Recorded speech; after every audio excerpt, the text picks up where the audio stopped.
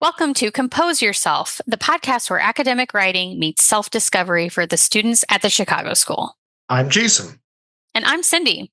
Whether you're crafting your first essay or refining your voice as a writer, we're here to guide you through the art of composition.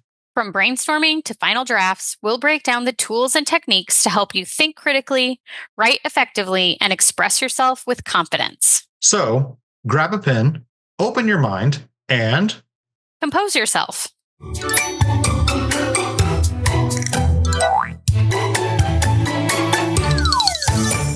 Well, Jason, welcome to the final podcast for this course, English 200. Are you excited? Very excited. I am too. In this podcast today, we're going to talk about how what we've done in English 200 helps our students prepare for the kind of writing that they're going to do throughout their other courses in their program, and kind of what they've learned in this class can support their academic development throughout their school career. So first I want to think about how do we pull everything together? This course has had two tracks. We've had the write track, we've had the reading track.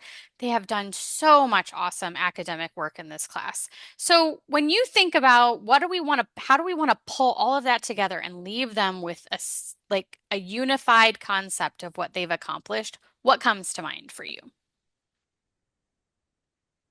I think it's that hopefully this is something that will already naturally happen, right? Like we intentionally broke it down into two tracks, reading and writing, and we kind of broke it down into different processes, different strategies and skills.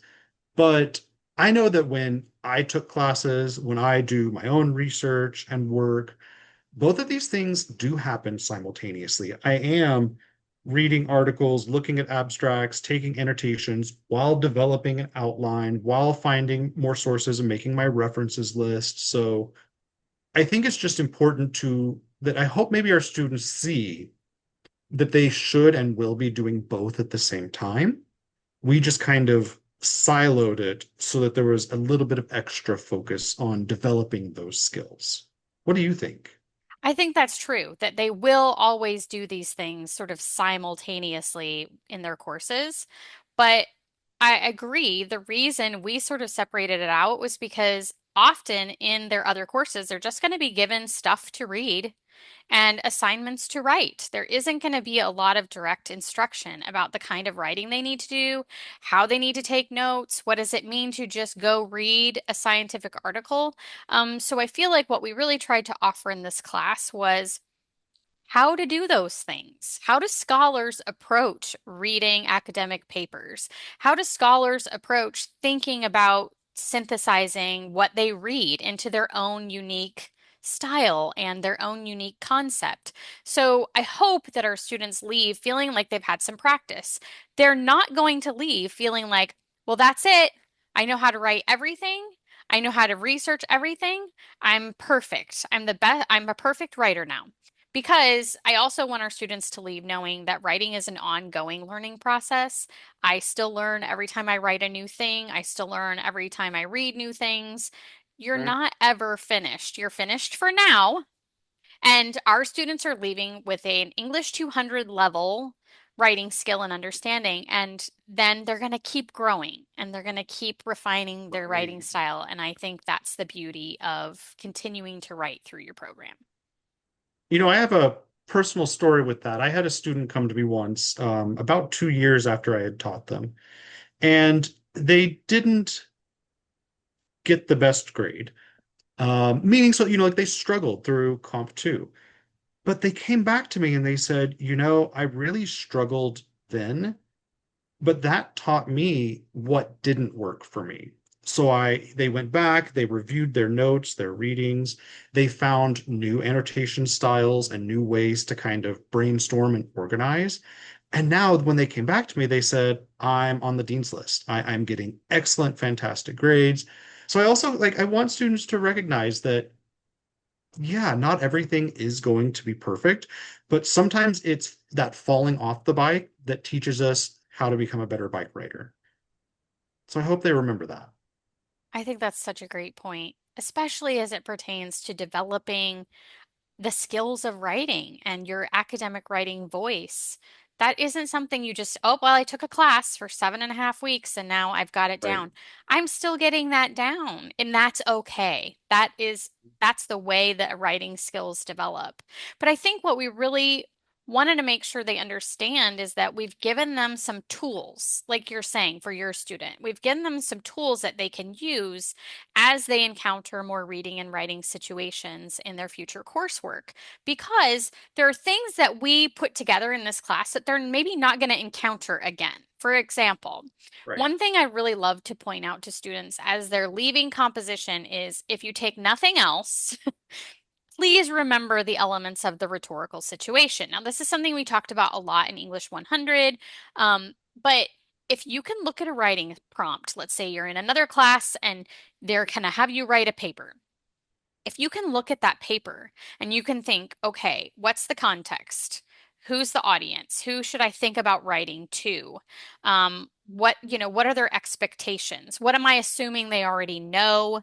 If you can think about those elements of the rhetorical situation as you're starting to write that paper, then you're going to be more successful. It's something that I see all the time in student writing. It's just like not having that awareness of, you don't want to write a paper like your instructor is reading it. You want to write it like it's for an academic audience who isn't in your class most of the time. But it takes that extra step of thinking about the situation, the context, the audience, Right. the writer. Um, so I hope students take that. Obviously, this class did try to get students some time to practice with APA style, using the library's resources, where to get help if you need it, how to get in touch with your research librarians, how to get in touch with the Writing Center. I really hope our students leave with those skills in place. Okay, I've got a writing process and I've got a reading process. I know what those things look like or don't for me. I know about how to look at a prompt and think about the audience, the context, the purpose. Why am I writing this thing? How do I Right. communicate that to my reader? I know that my writing should be for a reader, and I've got some familiarity with APA. I know where to go to find help if I need it. I hope our students leave with that. What would you add to that you really hope they leave with? I mean, I think even I don't know a single instructor who doesn't want to hear from their students. And so knowing those elements, like knowing the rhetorical situation, let's say that, one of our students gets into a future course, they're a little confused about how to write an essay. Knowing what they've learned in this class, reach out to their instructor. Say, hey, I'm really confused. Who is the audience for this one? Am I allowed to use more informal language, or should I be more formal right now? So even just having those concepts in mind, I think will make it easier to find the information that is needed, even if it's not readily apparent or available. Absolutely. Having the language that you need to ask the question is really a big part of your success. Great. If you can ask the question, then you can get the answer that you need. So I think that's Mhm. so key. And another thing that I really think we can circle back on that you touched on in your story about your student is that coming out with a personal strategy for your academic reading and writing and researching. Like, we've really tried to give them a framework in this class to sort of approach those things. And we've offered them Right. lots of examples, but we're really hoping, right, that they leave knowing themselves a little bit more. What do you think about that? That's all I can think about is the knowing yourself. I mean, and sometimes it takes a long time. It was a couple of episodes back that you said that you used to hate outlines. I did too. I used to actually not like annotations back in the day because I just saw these books, as something like you shouldn't write in a book. What are you talking about? So it took me a long time to get into that habit of annotating. It's finding like what are those reservations? How do you feel? What strategy works for you? That our students may finish Comp 2 still not knowing, but they should continue to practice that. Keep looking, keep exploring, keep going back, trying out new things, try different things. If something doesn't work, try something else. That is absolutely okay. That's an excellent point. And I think it's good for them to understand that I've had my English classes or I've had my composition classes does not mean I should know everything. I should know how to write everything. I should know how to do everything perfectly. It means we've provided you with the basis to think and practice and talk about academic writing, and you have the tools available, and then you're just going to keep working with those tools and keep Right. refining your sense of agency with those tools. And so the person who wrote, an A paper in English 200, let's say, might look back on it 2 years later and think, wow, I don't know why I got an A on that. I'm so much more confident now. That's always going to happen. I feel that way when Always. I look at my old papers or whatever. And Yeah. that's exactly how it should be. You should continue to develop as a writer all through your program. So that's why having that personal process in place and knowing yourself a little bit more is so important. I That also, makes me oh, go want ahead. to, oh, I'm sorry. No, go That ahead. just makes me want to point out that English is probably the only class I ever took that forced us to do the writing process. I think I had maybe my capstone in one of my classes had us turn in a rough draft. But most other teachers don't. And so I think there's maybe this propensity to, okay, I did the writing process, but now it's over. I see an essay, I'm just going to sit down and write it. And I think I would tell all of those students, do not forget that process. Even if you only have an essay, still brainstorm, still annotate that text, still create outlines, still write rough drafts, still revise, go to the Office of Student Writing and Learning, because it's that process that makes the better product. And just like you said, like just because, we finish English composition doesn't mean we're the greatest writer in the entire world who's ever lived. It's that process that matters. That is an excellent point. I think it really also leads us to sort of this final conversation about AI tools. And the reason we're talking about this is because we're actually having them engage with them by choice. Maybe some of them will choose not to. Um, in our final assignment, we Right. really want them to think about their engagement with AI tools. And AI tools can be a supportive part of the writing process. And I think we've tried to talk about some of those ways that AI can support your process. But I think it can also cause you to skip portions of the process that are really, really valuable. So I think when I think about like what you want to consider when you think about whether or not you're going to use AI in the future in any part of your writing process, I really want to leave students with this idea of like checking with your instructor and making sure that they don't have a policy that, prohibits the use of AI in that class. So in a writing class, we might have kind of locked that down a little more on, say, if you're going to turn in an outline in a writing class, you shouldn't be using AI to help you write an outline then, right? Maybe if you're not turning an outline in another class, and they don't really have you turning in draft work as part of your writing process, maybe it's okay for AI to help you write an outline for that, as long as you're not violating the instructor's policy. So I And really as long as thought the basis is your own, right? If you're as submitting that long as, as yes, original it's work, not even going to produce something that's perfect. You're going to right, have to edit it because it's not going to capture everything that you know you need, but it can be a springboard to get you going, to get right. that process started. I also think my final thought about AI is look at your rubric. So, in every writing assignment that our students are going to encounter, they're going to have a rubric that's going to show them what am I being graded on? What does it look like if I'm successful? If our students would always think, okay, first I'm going to look at the rubric, and whatever I'm being graded on, I can't use AI for that. That It's would good keep advice. them from sort of going over the ethical lines as in an academic space. So I really think that's a good way of framing whether or not you're staying within the boundaries of academic integrity and proving that you can do those things on the rubric without relying too heavily on AI. So, Jason, what are your thoughts about Right. this sort of AI conversation, the broader conversation? What do you want to leave our students with? I feel like, especially in an academic context, that the discussion about AI almost seems like this thou shalt not. Always this like, do not do this, do not do that.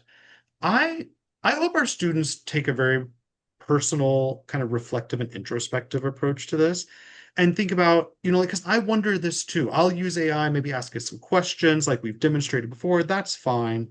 I've never fed one of my own writings into AI. And the reason for that is because I'm giving over my information to that AI, right? Like they are now training on that. That is almost it's almost like making it public domain. Like say that I were writing a song, I want to become famous, and then I just hand it over for free. And it becomes a hit song. It's the next Baby Shark or whatever. But now I can't get any royalties from it. I can't do anything. Like I've kind of given myself over without even realizing it. And so I think it's also important to think of it from that perspective of everything that is written is unique. It is your own unique work, your own unique voice. And I would just wonder, do I want to give this away freely? That's an excellent thing No. to think about with the ethical consideration. And do I have the right to give other people's work away? So when we talked Hey, about, the articles that we're reading that are behind the library's paywalls, do we want to be allowing these companies to train their tools on stuff that should have remained behind that paywall where those authors their intellectual property is protected. it's protected, So right? those are things we want them to think about, sort of those ethical considerations as they leave this class where we really have, I don't know, centered the value of human writing and the value of that creative process and the value of the way that our magical brains think and produce ideas through language. I mean, I think that there's something so magical and interesting about the way that humans use language to communicate with one another over the span of time using writing. So Right. that's what I want to leave them with is, gosh, just value that. It's really important. And Don't lose your humanity. that's correct. Let's be agents of our own learning when we're dealing with these kinds of tools. Any final thoughts before we kind of wrap this up for English 200? Honestly, just that it's been such a humbling experience. I'm constantly reminded every semester why I chose to teach. I love working with students. I've loved working with you. I love the content. And I know that sounds a little bit cheesy, but I really do just hope that our students realize just how proud I am and how humbled and how just amazing of a journey this has been. I agree. This has been extremely fun to do with you and to share our sort of passion for our subject with our students. Um, and as they leave English 200, I'm just really hopeful that so many of our students come in with this sort of block about writing. I don't like writing. I was never good at writing in school. I don't feel confident about it. I don't like it. Um, and then if we can just move them maybe out of that space to, okay, I think I know a little bit more. I've got a little more confidence. I think I know where to go if I need help. I think I'm getting more comfortable with this. I feel more prepared. Then that to me is so rewarding.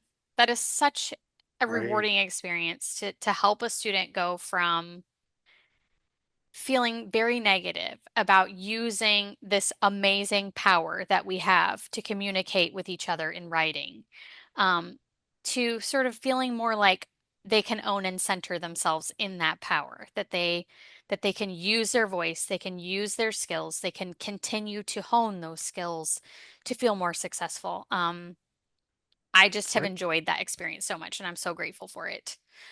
So as we leave them with the podcast ending here, I just hope that they've sort of transported themselves from um, learning and maybe feeling a little bit concerned about English 100, 200 to feeling really proud of themselves that they've been successful and that they are going on to their next courses. I agree.